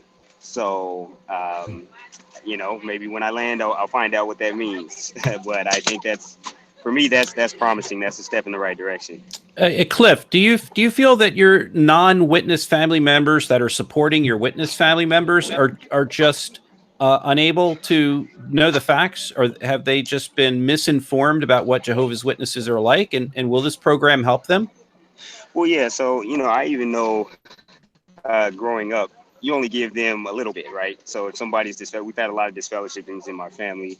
So someone will be disfellowshipped and, we would say something like, well, they just didn't want to live God's way, or something kind of generic like that, right? That makes it a little bit more palatable. And they say, well, maybe you guys are just really staying true to your beliefs, So we would always sanitize those things. But ever since, especially I started my activism, they have, I've been sharing information with those who will listen. To be honest, a lot of them have not been willing to, because again, their instinct is just to defend, my immediate family, who is currently shunning me, just because of their relationships, that they've had previously. What I'm hoping, as I've already talked to some of those family members who are not witnesses, I've asked that they basically no longer allow this to slide. Like, don't allow those witness family members to tell you this is okay. You would never shun your family, right? So why would you justify them doing it? Like, that's what we've been doing in our family all these years. These things have been justified. These things have been just kind of overlooked, turned the other way, minimized. Let's stop doing that so that people can be held accountable. Cliff, we've had some live chat mentions for you. Yo, Cliff, you were amazing in the show, says Animosity 4. And Apostle Babe Linda James says, run again, I'll vote you in for class president. So how do you feel about that? But we have Javier Ortiz said he's very disappointed that you didn't use your hip hop skills. Oh, man. Yeah. You know what? Maybe in another documentary. Who knows? Brilliant. Well, listen, I'm mindful of you getting. Cliff, this is a question that. One. It's coming from a number of people, and the basic gist of the question is, how can people help the XJW community? So if people want to help generally the XJW community, or help people who are leaving, what are some ways in which they can do that? Like, for example, if they have somebody that they know, like a friend or someone that they know. Yeah, that would be good. Yeah, if they know someone who's just left, yeah. Yeah. I would say just really listen, and don't be judgmental. I think one of the hardest things that I've experienced is trying to speak to people about this. And, in their defense, it's not something that very many people can identify with or relate to. So I'd say the main thing is you just want to be listened to. I think those individuals who want to help have to remember that nobody else is listening to us, at least the people that matter in our lives. They're literally not allowing us an audience with them. So if somebody is a listening ear, non-judgmental, just ready to, to learn and just ask, how can I be of support? I think that's the best thing that they could possibly do. And also just bringing awareness to this issue. This was a shock for a lot of people. I watched some of the comments on Twitter and some of the comments on Instagram last night. A lot of people were like, oh, I've known about Jehovah's Witnesses forever. Sorry, starting that. I've known about Jehovah's Witnesses forever, but I never knew that any of this stuff was going on, right? So I think as long as we continue to bring awareness to these issues, that's the way that you can help the most as far as the cause. Yeah. I think you're about to be bundled into a secure cell by airline stewards, so we won't threaten your freedom any longer. But Cliff, Okay. it's so lovely that you've been able to join us, even if only for a few minutes. Any electronic device signs are above your seats. Please keep your seatbelts Sorry, fastened. I'm still able to hear you guys. So, do you have much longer to stay with us, or? No, it's probably, yeah, they're making the electronic device announcement, so. Okay. Well, thank Yeah, you I'm so gonna go much ahead and for joining us comply anyway. with superior authorities. What did you say? Thank you so much for taking the time to join us. It's been really great to have you on our reunion. Hey, I don't want to leave without saying this to everybody else. Right now, I can only see Shauna, Rick, and Nathan. I'm sure there's a lot of other people joining us. Everybody did an excellent job, and I really just appreciate everything that everyone brought to the table. So thank you. Wonderful. Group Great hug. job, Cliff. All right. Take care. Take care, mate. Take care. Fly safe. Bye. Thank you. Bye. So we have been joined by Rick Follis. Hello, Rick. Good afternoon, or good whatever you are. Thank you so much for joining, and this heralds another rotation. So Shayna, thank you so much for joining the call and sharing some really important insights. I really appreciate it. Thank you. Bye, Okay. everybody. Thank you, Oh, Shayna. and love to Mikesha as well. Okay, thank you. I will give it to her. Mhm. Cheers. And Nate, what's your status? Are you able to hang with us a bit longer, or? I can hang a little bit longer. I'm going to move inside. It's starting to rain. I got a lot going on in my house today, so just bear with me. Sure thing. So while Nate transitions to a different location, we need to welcome Sharon as well. Sharon, thanks so much for joining us. Thanks for having me. It's nice to have the team back together again after all these months.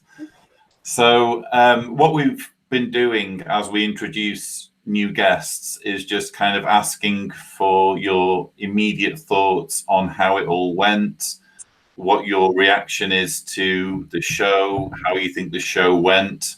So could you each share your thoughts on that? I will, yes. I was actually very delighted with how they handled everything. Very pleased at how they edited and brought all the stories forth and added stuff from the organization itself that matched up with the stories. Yeah. It was masterful, wasn't it? Yeah. It was beautiful. Mm. And Rick? Oh, I thought they did a great job. I was never really nervous about it. I was just curious as to about what it was going to be like. Once I saw the group together, I saw the way that it had been formatted and everybody was kind of given their guidelines. There was no coaching. There was no anything that went on behind the scenes. Everything that came from everybody there was straight from their brain, straight from their heart. Zero coaching. We were just given a timeline with what we were going to be doing. But it was up to us, each and every one of us, to present and do what we did.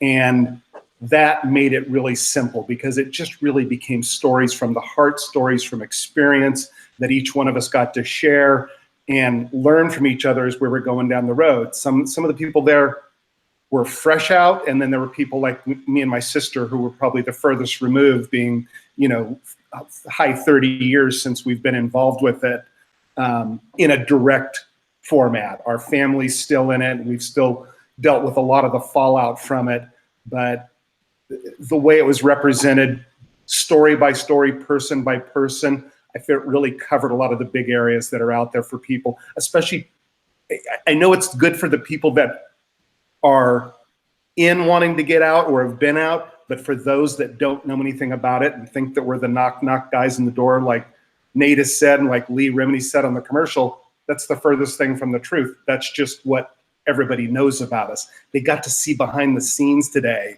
And I like it that they didn't, even though it's 2 hours, it didn't get overly elaborated. It set up for more of this sort of thing to go down the road. And I would love to see more of that down the road. Indeed.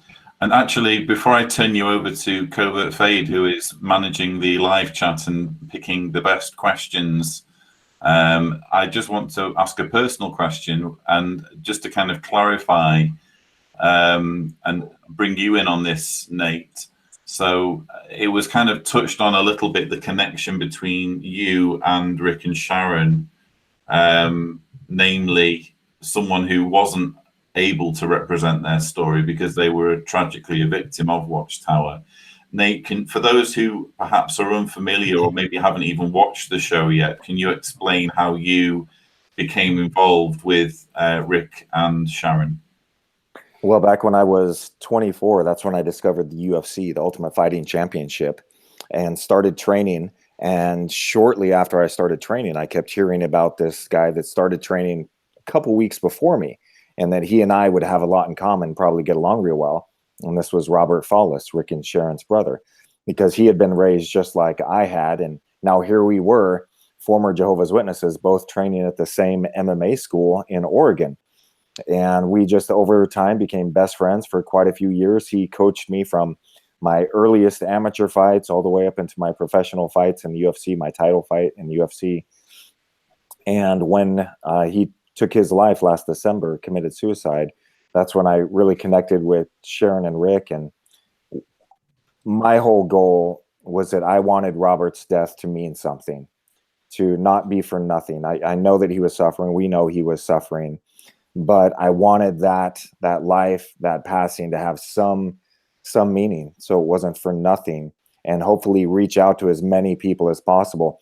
And I think overall, probably most Jehovah's Witnesses, they're blissfully ignorant, they're comfortably miserable, but hopefully we can stop the next knock victim when someone shows up asking those easy questions.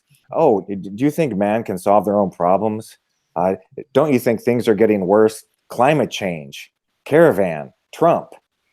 They don't open with, just in case your kids never want to be a part of this organization with you, you will ignore them, you will disown them, you're not going to celebrate any more birthdays, you're going to be living in this doomsday cult. Those are the people that I was hoping to reach, and especially with Robert's message and what he had gone through. Boy, what did Mr. Miyagi say? And we use this saying quite a bit in the MMA world when we're talking about escaping a certain move, a wrestling position. The best escape is to not be there in the first place. It's much harder to get someone out of the organization that's been embedded for decades. It's a lot easier to stop them on that initial call to where they say, oh, I've heard about you guys. You're crazy. Indeed. And before I turn you over to Covert, I just want to ask Rick and Sharon, because actually I was sort of familiar with many of the stories before we started filming. I wasn't so familiar with yours. And maybe you can see on my face during the program, I'm genuinely shocked and shaken by the story you're telling. It's just so tragic. Without wanting to rake things over too much, what was it like to go through that process of representing your brothers in that way? I'd be happy to share. First off, we've got two other brothers, Randy and Robert. And Randy was an elder within the organization. He had been active ever since the three of us other kids had left the religion. He had gone to Bethel. He served as a missionary down in South America for 7, 8, 9 years. I'm not sure how long. And then came back to the States and worked primarily participated only in Spanish-speaking congregations. And Randy's focus was really on helping youth that were having problems. And I believe abuse and other things fell into those categories. And that's what his passion was about. That's what his life was about. And even though it hasn't come up, I believe there's personal experiences that he went through as a youth that inspired him to want to help others. And that didn't get elaborated on, and I don't have a lot to elaborate on that. I just want to set the table with that. He committed suicide on October 8th of 2014, and Robert never recovered from it. They were 14 months apart. They were the two that stuck together after Sharon and I had left, and we were gone. We were not part of their lives. Our parents told both of them that they would never discuss us again, and we were gone, just the same as happened when Sharon had left and I was still there. So I know what they experienced, except they were 10 and 11, and that had to be brutal to them. And Robert tried after that, and as I shared on the show, that his number one goal was to get our family back together. And it was that way ever since him and I reconnected close to 20 years ago. And it never left him. It was everything about him. It was the essence of his being, was helping people. And at the same time, he was trying to help himself along the way. And he just wasn't able to turn that corner at the end. And on December 12th of last year, Robert disappeared. And it took us 3 days to find him. And he had shot himself and killed himself basically out in the mountains, places he loved to go. And that is how Nate and I connected shortly thereafter. Nate was at the memorial in Portland, and what he said resonated with me so much. I was so skeptical of it in the beginning, but it resonated with me so much. Thank you, Nate. That we invited him to come out to Oregon, demanded him to come out to Oregon and share that same story with 350 people that were very close to Robert, so that they had a better understanding. And now we've got this show that's out there that, even though it doesn't go in as deep as maybe we've been able to, it just gets to broaden it out a little bit further. Excellent. So rather than keep hogging, I mean, it's just such an astonishing story. And again, I found it so difficult to process, hearing it for the first time on set. Covert, what's happening in the live chat with questions? Well, actually, there's one question that keeps recurring, and I think it follows on very well from what we were just discussing, because these stories are so powerful. And as has been said, in some ways, we've only just scratched the surface. So a lot of people are asking, what can they do to help there be more of this? To maybe help get another show or another episode or something like that. I think people are curious to know if there's anything they can do in response to this show to help there be more. Lloyd, you could almost answer that question best. I think share the hell out of it quite quickly, and just make sure. I mean, we were joking before about Nate's Twitter battles, but social media, I think, is the battleground. We need to make sure that this that this show is known far and wide, because the thing to remember is not everyone's seen it. Even in America, just because it had its premiere last night, that doesn't mean everyone's seen it. That we know how these things work. TV is no longer a case of you're either there at that precise moment or you miss it. We're now living in the age of TV on demand, and so this will have reverberations, and it will be watched by lots of different people for months or even years to come. So we've just got to make sure that we keep jumping up and down about it and make sure that as many people as possible see it, preferably through the authorized channels, so that it's profitable for A&E. Because if it's profitable for A&E, then there's a business case for them covering the story even more. That's what it really comes down to. It's ratings. It's money for the company, for A&E. And as great as it is, if we look at Scientology, why is it doing so well? Well, because people continue to watch the show, and then advertisers buy ad spots on the show. So I've said this many times, charity only lasts as long as the money does. So we can do all of these things with these best of intentions, but at some point you have to go back to work and feed the family, and your best intentions kind of fall by the wayside. So by getting as many eyes on this as possible, sharing it, just the business standpoint of it, getting people to watch it, as you said, then it will be profitable for A&E. They'll see that there are millions more people that want to see a continuation of this story. That's what will continue it. Yeah, one thought I actually had on this was that I know that the episode is currently available to buy on iTunes US and on Amazon. And obviously, if people can purchase it, that's really going to help show A&E that there's a business case to make more. I know that some people may not have the option to purchase it or to watch it, but I thought if what they can do is maybe purchase other episodes of Leah's shows, if they're available, then that, it gives the team some financial recompense for the work they've done. And then when the JW episode does become available in their country, then purchase that, because as you were saying, Nate, ultimately this is a business and it has to be financially viable. And if A&E see that the Jehovah's Witness episode was, had great ratings and was purchased and was, did well on Amazon and iTunes and all these other things, then it not only becomes doable from a kind of a sense of the public good, but it also becomes a good business case. And the reality we're living in is these things have to be financially viable to go forward.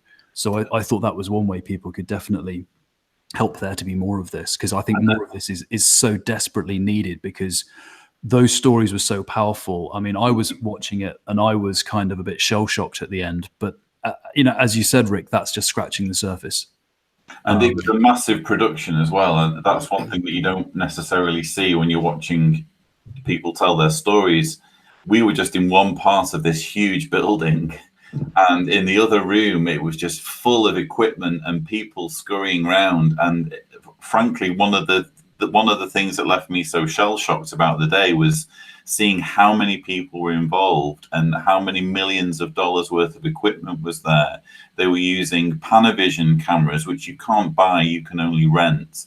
They're like the finest movie cameras that you can possibly buy or use. So it was an astonishing setup, and this kind of level of exposure comes at a cost. So it's something that A&E has to find profitable.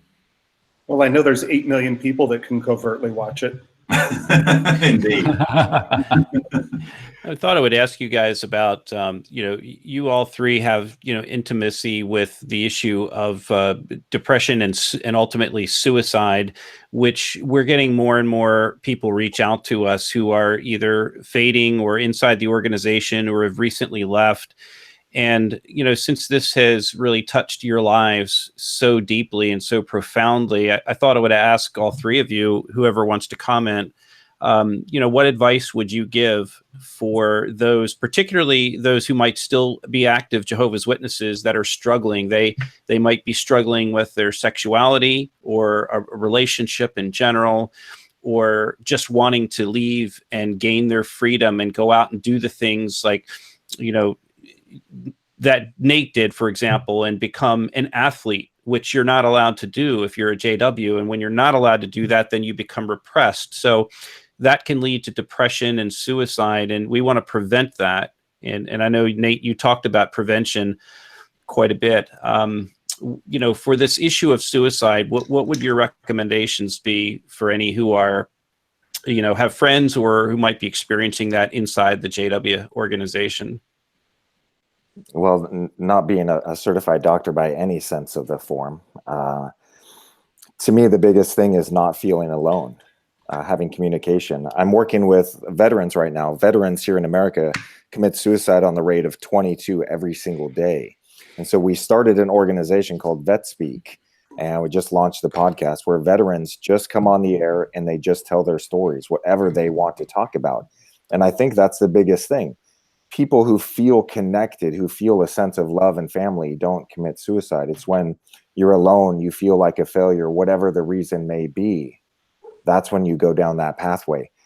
You have to be a part of the community. And as you're trying to leave, it reminds me of a story I heard one time about a guy who was in a bad relationship with his girlfriend. She was very verbally abusive and always just telling him he should leave and get out. And so he just kind of started making that a reality. He found a second place to move to. He started kind of moving his stuff over there piece by piece. And then the next time she said, "I don't want to be with you, you should just get out of my life," he got up and left.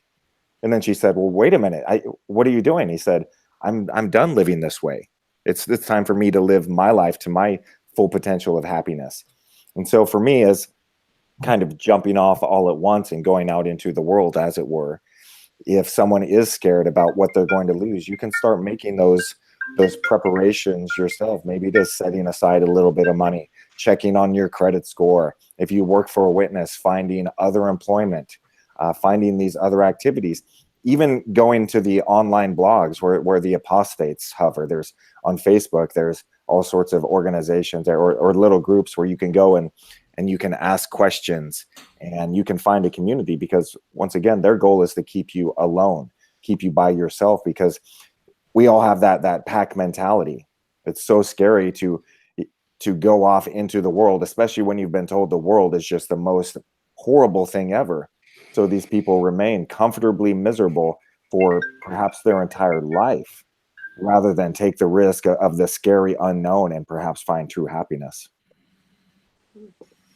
So in our remaining 15 minutes or so, I'm anxious to get in as many live chat questions as possible. Covert. Okay. So one quick question for Nate. Quite a few people are asking this. Is there any chance we'll be seeing you on the Joe Rogan podcast to talk jiu-jitsu and Jehovah's Witnesses?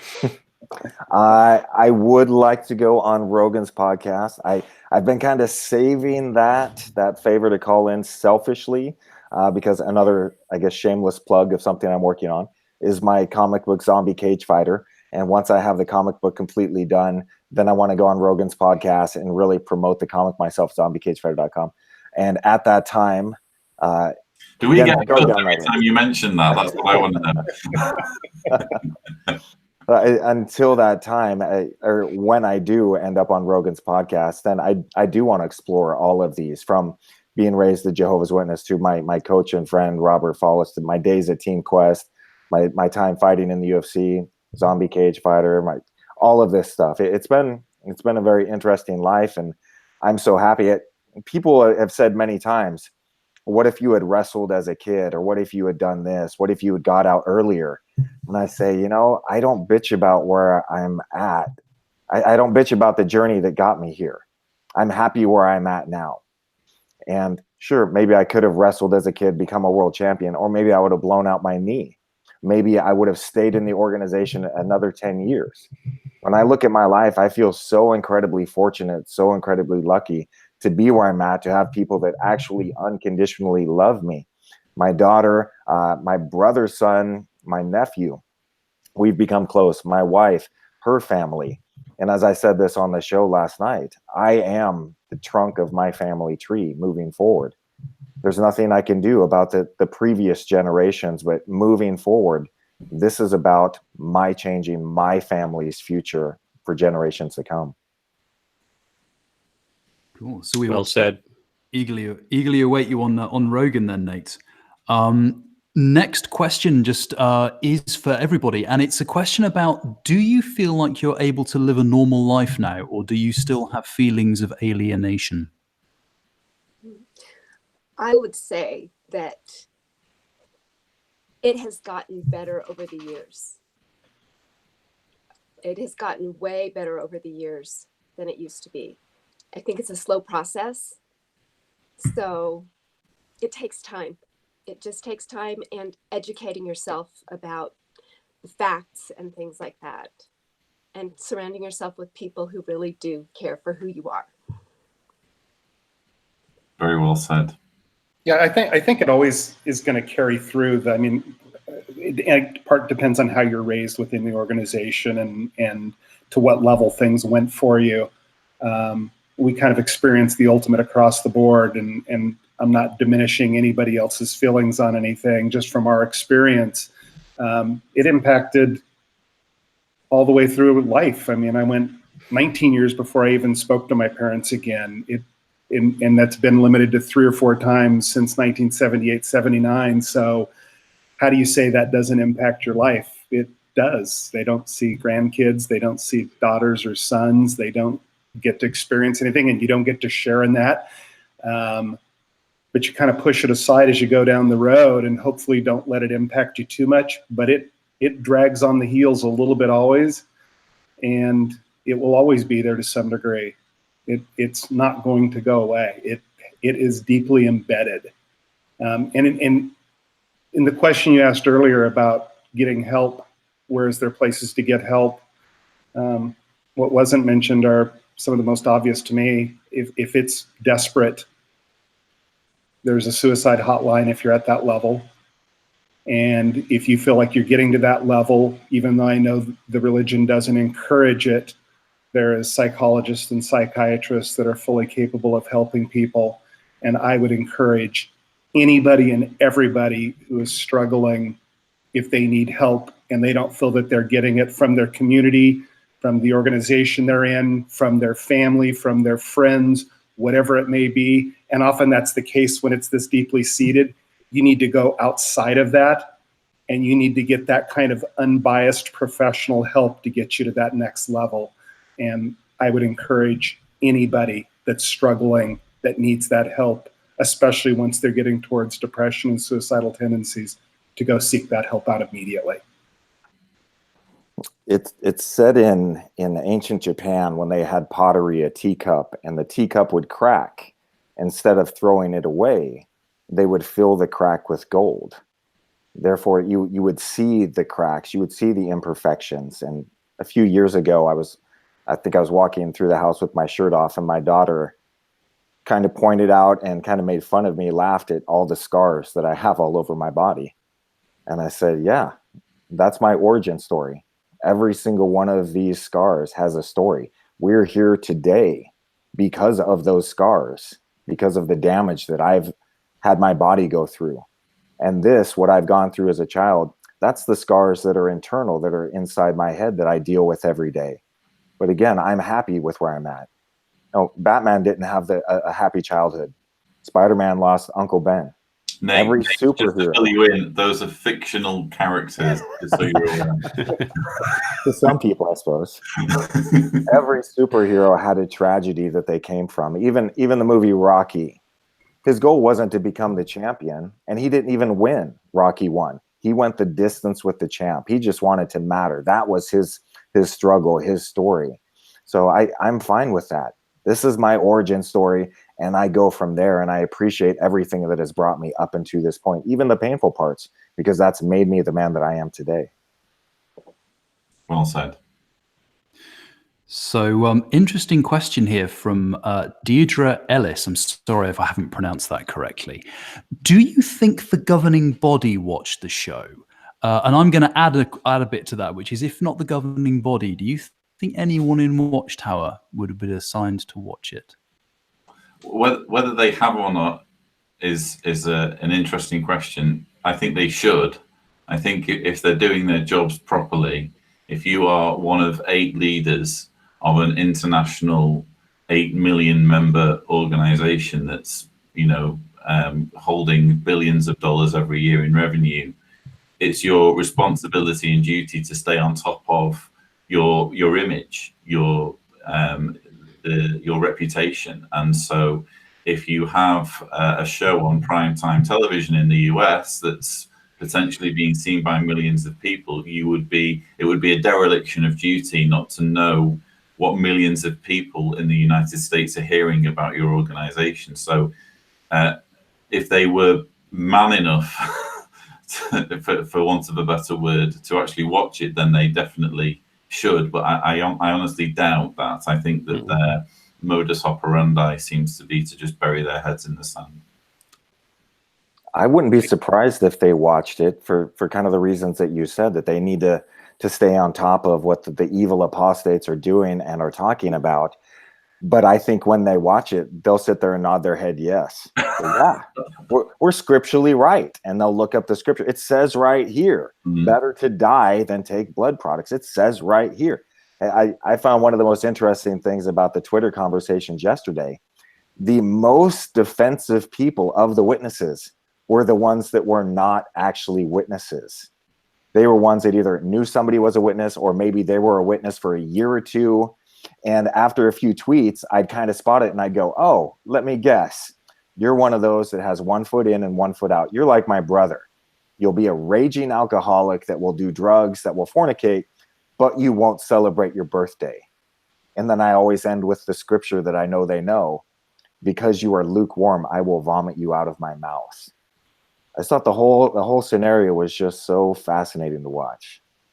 Hopefully no one's eating their dinner while they're watching this, but anyway. Well, that's the governing that's body. why we We asked Cliff right before he took off on a jet. We asked him that same question about, he has family that are non-witnesses, and they are apologists for the witnesses because they want that family circle to be intact. And I found that really fascinating because I know this happens, but I don't talk to a lot of people that say that, but it's true. There are a lot of witness apologists out there who either have one foot in and one foot out or have never been part of the organization. Another thing I wanted to mention, and we're getting close to the end of our time here. We've gone almost 2 hours without mentioning child abuse.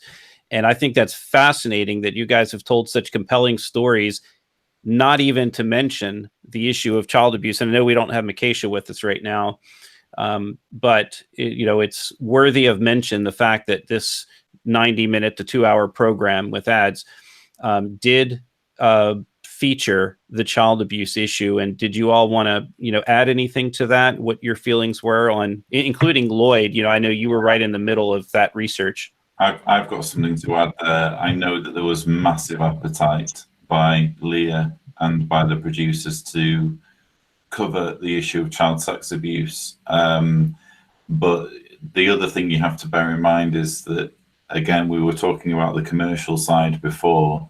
There's a commercial element and there's also a legal element. So when you're kind of going toe to toe with this multi-billion dollar organization, and you're talking about things like child sex abuse, you want everything to be absolutely on point. And it just so happened in terms of logistics that I think they were a little bit limited in terms of availability when it came to the guests that they would ideally have liked to have on the show, who could kind of speak to that side of things. We did have Makesha's story, which touched on, well, didn't just touch on it, which involved that issue. But I think that considering that they were being very careful legally with what they were saying to limit their vulnerability legally, I think that they did manage to cram in quite a number of key points, including the issue of the 2-witness rule, including the Australian Royal Commission. I mean, just the fact that we got so much footage from the Australian Royal Commission included as almost compulsory viewing in the episode, I thought that was just fantastic. So again, I think it's a case of laying the groundwork, and if we're lucky enough in the future, maybe that will be revisited. I know I took a screenshot of the one of the last. Oh yeah, I saw that. Yeah, and tweeted that out. Whenever somebody was bashing us, I would just say, well, 1,006 alleged pedophiles in Australia alone. This is the organization that you're defending. You're going to wait on God's time, God's organization to protect these, to go after these pedophiles. It's just unbelievable. And when somebody can explain away that, then you just, it's just a waste of time trying to talk to someone like that. Unreported.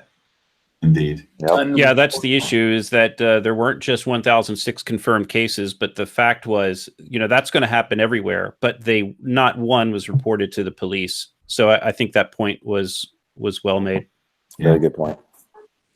So got a question from the chat here, which is obviously, and this is because we're kind of watching the edited 2 hours, but what did you guys get the sense that Leah was the most shocked by?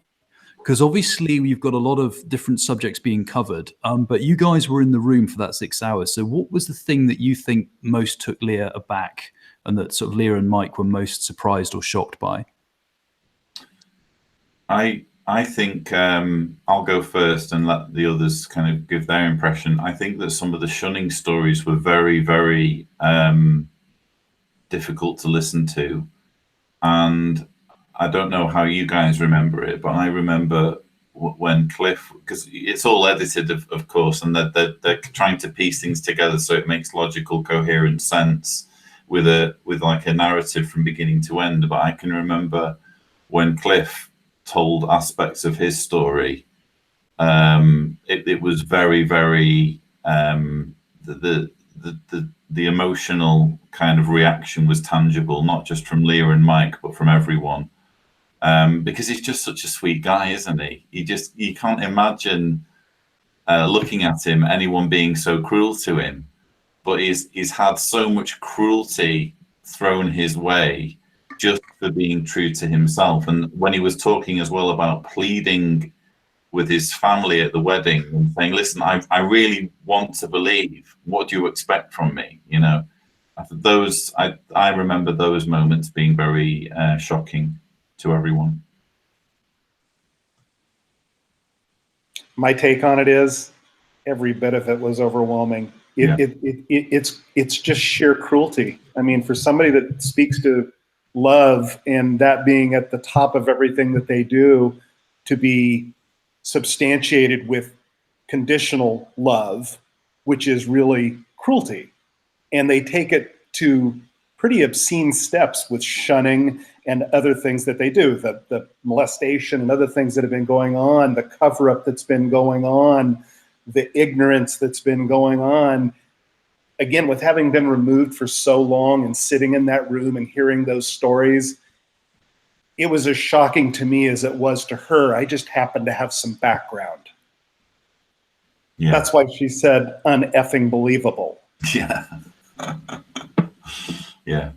I think too, seeing you can get disfellowship for smoking, but not for beating your wife. That's just, it's unbelievable. If you wrote a story, you wrote a story and you put that in there, no one would believe it. You mean sitting here smoking a cigarette, God wants to kill you for that? But if you beat your wife, the wife just needs to be better at her duties. Unbelievable. Who would do that? No. And that's day to day for Jehovah's Witnesses. There's a lot of those stories. Indeed.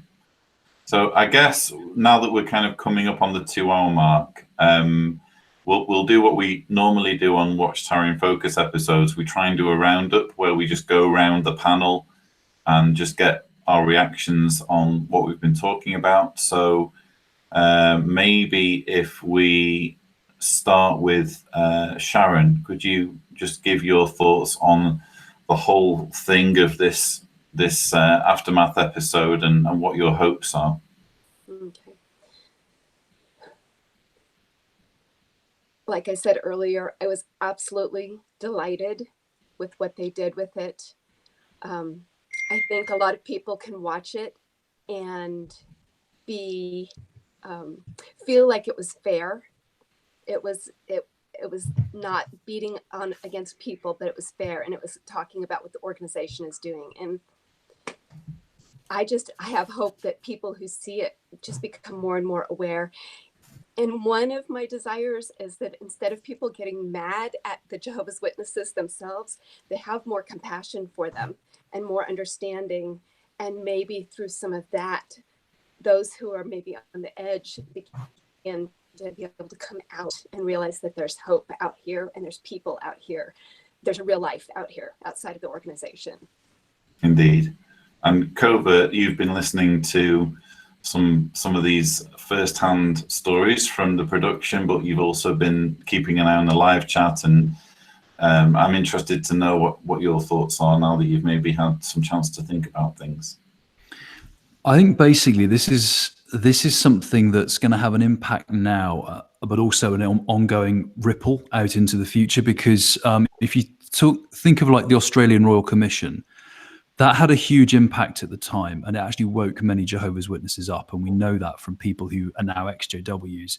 But it keeps going, so that the impact of the Royal Commission is still there. People are still coming across it. People are still waking up. And I think this show is going to be like that. I think the true impact is going to keep going and going and going, and clips from this are going to be shared for years to come. Nervous and doubting JWs, this might be the first thing that they convince themselves, a year, 2 years from now, to finally check out, and is the start of them waking up from their indoctrination. I just was so impressed by the professionalism of the production, the way that Leah and Mike really kind of wanted to get into the depths of what was actually going on here, and also the way that they, as you've said, they kind of were only able to scratch the surface, but they kind of did a really good job of that in the 2 hours that they had. And I just want to thank all of you guys for sharing your stories, because I mean, I can only imagine what it must be like to have to open up like that on camera and know that millions of people are going to see it.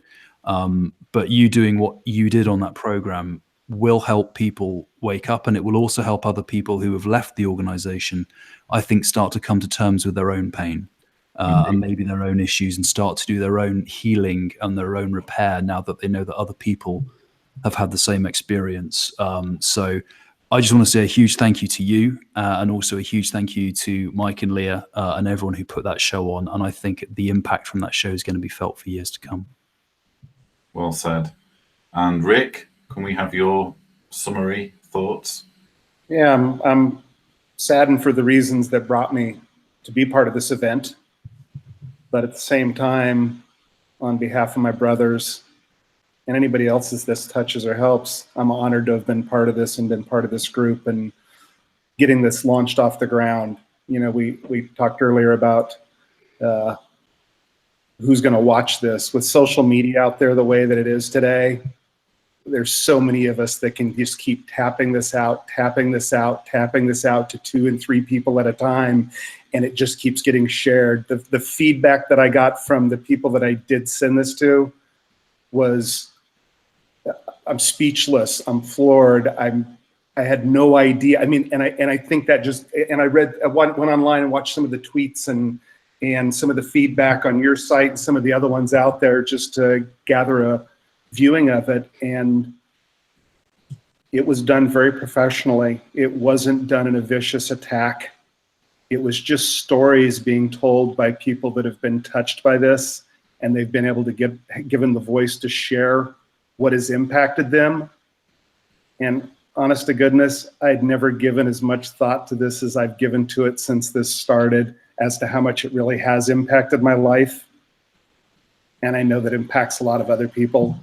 And I'd love to see other people get this chance, the same one that we've all had, to be part of this. Indeed.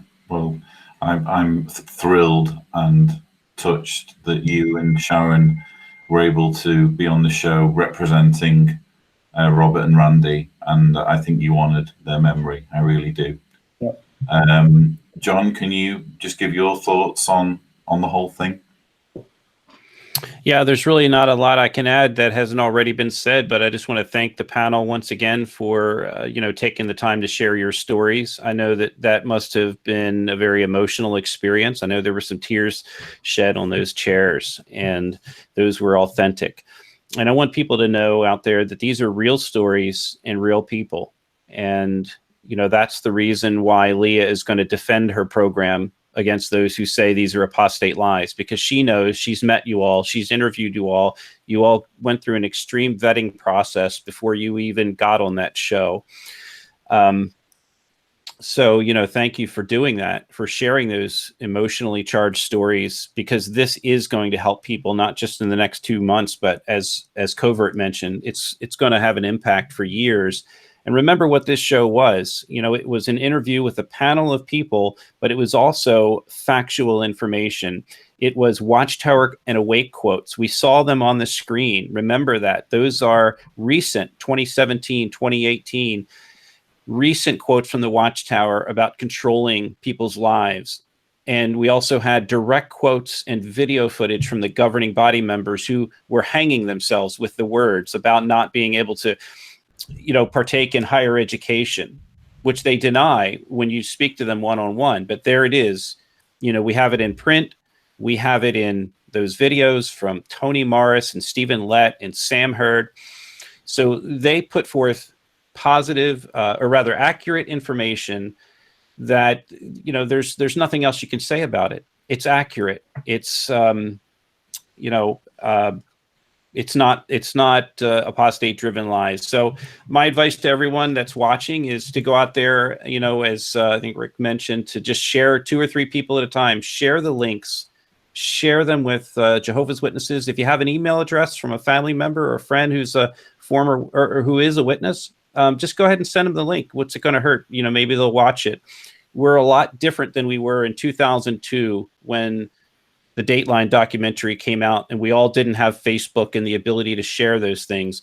Now we do. People can watch them in private and they can wake up. So thank you all for what you did, and look forward to some of the stories that are going to come out of people watching this. Indeed. And finally, Nate, what are your thoughts? Well, for me, from the very beginning of this, it was to make my friend Robert Follis's death have meaning. And I know as much as he gave of himself on a daily basis to his friends, to his athletes, I feel this show is going to affect millions of lives. And I have no doubt it will keep some families together. It will stop some people from joining into this cult. As giving of a person of Robert as he was, I think him looking at this, he would be happy to know that his passing was not in vain, and that his life did make a difference, and his death did as well. Beautiful. Okay, so guys, if you haven't already seen Leah Remini's Scientology and the Aftermath, the Jehovah's Witnesses special, please do check it out. Again, we have to keep repeating it. Share the hell out of this, because that's our best chance of seeing more of it in the future. But I have to thank my co-hosts, Covert Fade and John Redwood, and all of the contributors who were able to join us. Unfortunately, we weren't able to be joined by Mikesha or Cynthia. And I did reach out to Mike and Leah, and they said that they wanted to come on, but unfortunately they are knee-deep in edits for season 3 of The Aftermath. So that's why they couldn't come, but they did send their love and greetings to everyone. So I'm happy to pass that on. But again, thank you so much to all of you, those who've joined, for the contributors who've joined to talk about their experience, and everyone who's been following. Please don't forget to subscribe for more videos. And as always, thank you for watching.